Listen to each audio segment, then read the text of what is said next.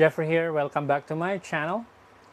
And my last video, pinag-usapan natin about yung basic diet routine that I use to manage my blood control. But there's the truth. Diabetic is a personal na hindi natin dapat i-address ng tamang pagkain. In the same way na nung dati tayo kumakain ay, of course, hindi natin masyado binabantayan kung ano-ano yung mga kinakain na yun. The only way to truly know what works for your body is to test them and learn and listen to what you feel, no? Today I am sharing how I turned experimenting into a consistent and affordable routine to lower my HbA1c or yung 3 months blood 3 months blood sugar natin pagka nagpapacheck tayo after 3 months, no? So ano yung science, no, nung paano natin na tinatrack itong ating blood sugar. Okay. When we first diagnose, your doctor will ask you to track your numbers. For the first 14 days, my doctor had me on a restrict schedule to see how I medicate and my discipline were working together. Okay, so sa 14 na araw nung bago ako palabas na ako sa ospital, ang instruction sa akin ng aking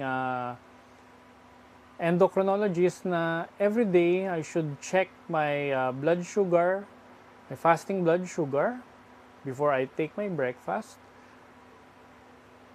before I take my lunch, and of course, and my dinner as well. So, sine-check niya kung bumababa ba siya after ko kumain. So, ito yung medyo mas matipid na paraan, no? Before ka kumain, check mo kung gumagana ba or, of course, nagre-respond ka ba dun sa medication. Dito mo makikita. But of course, hindi lang naman sa gamot ka dapat nagre-respond, pati din sa diet. If you want to see the full picture of your health, you need to check it. No, pre-meals.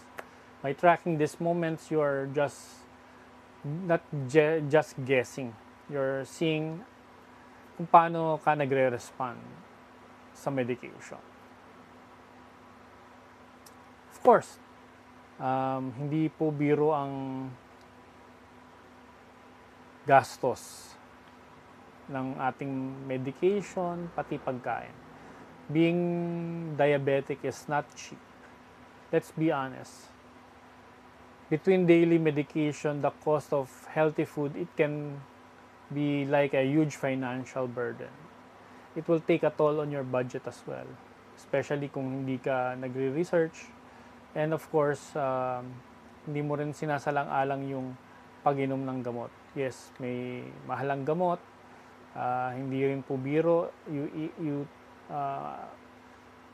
take this morning, lunch, and dinner, and you don't need, hindi pwedeng hindi sumunod sa payo ng doktor na sa tamang pag-inom ng ating gamot, kasi hindi tayo gagaling hanggat hindi natin to sinusunod.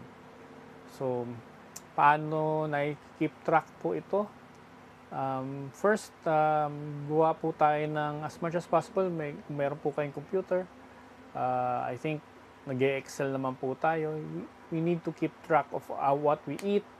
And of course, the things that we do na hindi natin pakabisado. So, making list of each meal that we eat will give us a overview kung ano yung gumagana sa atin. And of course, this list will help you to replicate again and again to be consistent sa ating kinakain. Pagka nakabisado po natin ito, yan, madali nating mapaulit-ulit tong ating paggaling. Ang secret po kasi sa ating paggagamot sa ating blood sugar po ay ang pagiging consistent. Hindi po perfection ang kailangan, kundi kailangan lang natin na maging consistent na Number one, iwasan po natin yung mga masasamang pagkain na nakakapagpataas ng sugar. Number two, ang tamang pagkain, tinatandaan po natin kung ano yung okay po sa atin. Yes, hindi naman natin kailangan paulit-ulit isang putahe lang, pero kailangan natin malaman kung ano yung mga putahe na yon na pwede natin ulit-ulitin.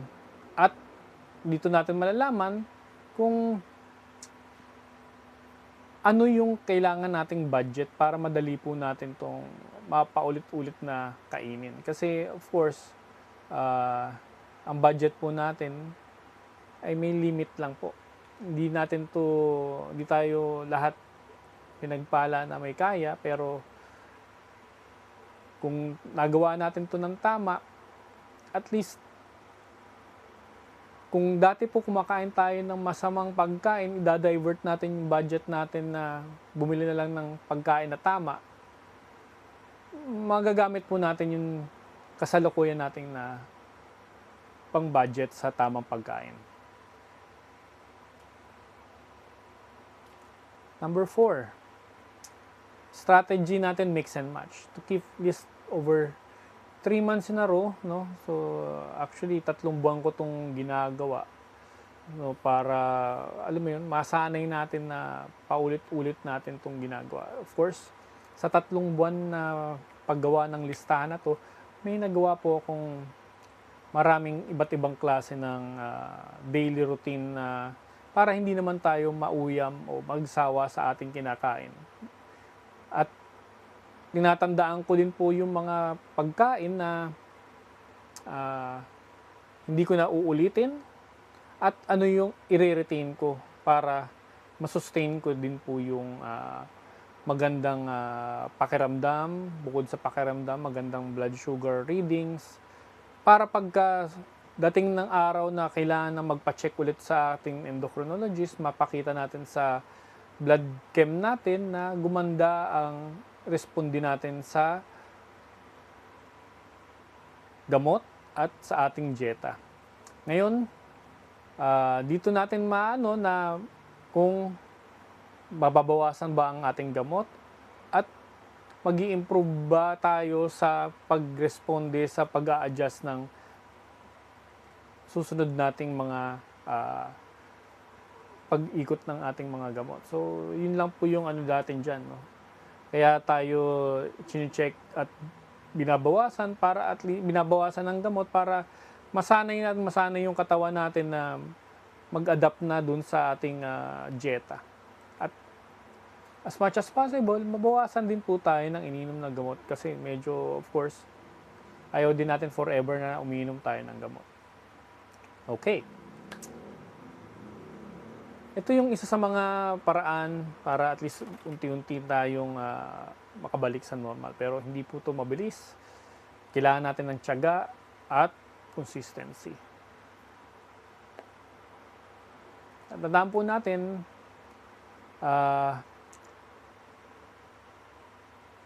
hindi pwede tayong basta-basta na lang kumakain. Tatandaan natin kung ano yung nagpapataas ng ating mga sugar. Kasi pagka once na natatandaan natin to, hindi na natin to pipilitin ikainin pa. Iiwasan po natin to. Or, kung hindi natin maiwasan,